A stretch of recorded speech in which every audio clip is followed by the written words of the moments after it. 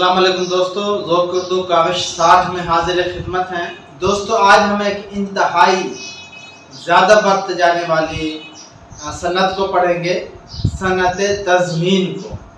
آئیے دوستو ان کے لغوی معنی دیکھتے ہیں الفاظوں کے۔ صنعت کے معنی ہے دوستو ہنرمندی، کاریگری، حسن کاری، نقطہ آفرینی، بنائی ہوئی چیز، دستکاری وغیرہ وغیرہ۔ تضمین لفظ ضمن سے بنا ہے اور ضمن کا مطلب ہے، ضمن کا معنی ہے شرکت کرنا، شمولیت کرنا یا دخول وغیرہ، اور تضمین کا معنی ہوا جگہ دینا، ملانا، شامل کرنا وغیرہ وغیرہ۔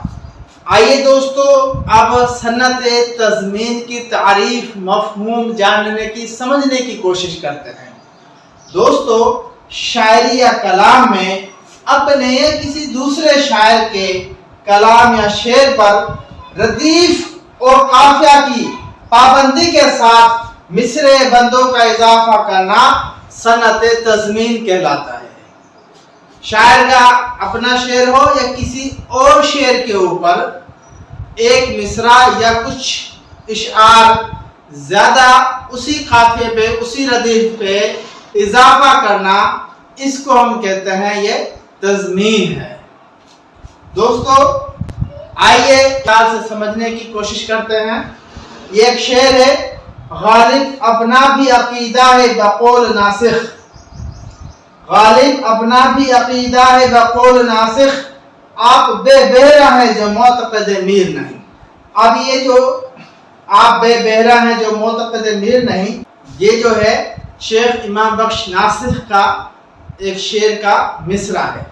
تو غالب نے اس مصرع پر تضمین لگائی ہے، اپنا ایک مصرع لکھ کے اور اس کے مصرع کو جوڑ کر ملا کر اپنا ایک شعر بنا دیا، غالب اپنا بھی عقیدہ ہے بقول ناسخ، آپ بے بہرہ ہیں جو معتقد میر نہیں۔ اس طرح سے ایک مصرع کسی دوسری شاعر کا اور اسی مصرع پہ، وہی وزن پہ، وہی قافیے پہ، اسی ردیف پر اپنا کو مصرع یا اپنے کچھ چند اشعار جوڑ دینا، ملا دینا، اس کو ہم کہتے ہیں تضمین۔ دوستو یہاں دیکھو، کیا کیجئے وہ کہتے ہیں ہر بات پر غلط، کیا کیجئے وہ کہتے ہیں ہر بات پر غلط، اظہار غم کیا تو کہا سر بسر غلط، یہ درد دل دروغ، یہ زخم جگر غلط، میں نے کہا دعوی الفت مگر غلط، کہنے لگے ہاں غلط اور کس قدر غلط۔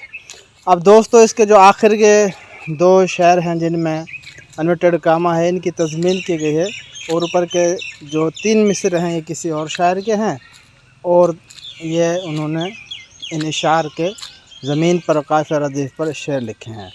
تو اس طرح سے شعر لکھنا، اس طرح سے ایک مصرع پر کچھ لکھنا دوسرا شعر، تو اس کو تضمین کہتے ہیں۔